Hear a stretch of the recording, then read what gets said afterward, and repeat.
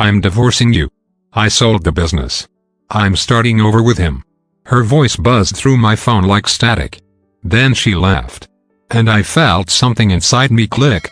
Not break. Click. I was standing in Mike's garage, holding a beer, listening to my wife spit on 15 years of my life like it was nothing. She sounded proud, euphoric, free. Good for you, I said calmly, even kindly. Mike didn't hear the call. No one did, but I think they felt the shift in me. I stayed another hour, told a few jokes, drove home slow. When I opened the front door, she was waiting, still dressed like the villain she'd become, arms folded, that cocky smile she'd always worn when she thought she'd won. But when she saw what was missing, her face twitched. Everything was gone, the safe, the deeds, the hard drives. My silence had been work. She used to say I was too quiet for my own good. I let her believe that we met when I was broken building something she couldn't pronounce, a logistics algorithm that shaved seconds into millions. She laughed at the idea until the checks came. Then she smiled like she'd always believed. I made her my partner, on paper and in life. Gave her 40%.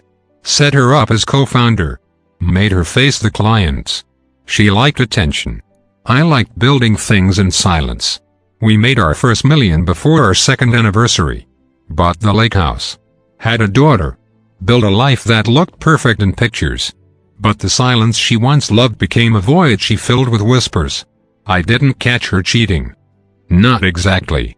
I caught the pauses, the fake laughs on speakerphone, the deleted messages with timestamps that didn't match the call logs. The business meetings she suddenly needed to attend alone. She changed passwords, forgot birthdays, kept her phone like it was loaded. But I didn't ask questions. I just watched. Every lie was a thread. And I pulled until the whole thing came apart. She didn't just want to leave. She wanted to gut me on the way out. I didn't scream. I didn't plead. I moved quietly. I transferred the patents back to me under a shell corporation I'd formed 3 years earlier. She'd never read the original IP agreement. Too bored. Too busy. I rewrote the server architecture, rerouted the contracts, shifted the capital. All legal. All quiet. By the time she sold the business to her new lover, there was nothing left but branding and broken code. She got $40,000 in a lawsuit. He got a cease and desist. I got the company in full custody. The day the papers hit her new apartment, I sat across from her in the lawyer's office. She looked smaller without the heels, angry, confused. You transferred everything behind my back. No, I said. You signed it away when you stopped reading. You tricked me. I leaned in. You thought I'd be too hurt to think. That's your mistake. She cried then. Real tears. But not for me. For herself. The apartment she left me with, I sold it the day after custody was finalized. Bought a place closer to my daughter's school. Smaller. Quieter. Mine. Her car was repossessed when the shared business credit line defaulted. She tried to use my name for a refinance. My lawyer handled that. Her new partner left her within weeks. Turns out betrayal isn't a stable foundation for a partnership, especially when the business you thought you bought turns out to be just a name. She begged once. Not dramatically. Not in public. She showed up at the new house. Knocked on the door like a stranger. I miss her, she said, eyes glassy.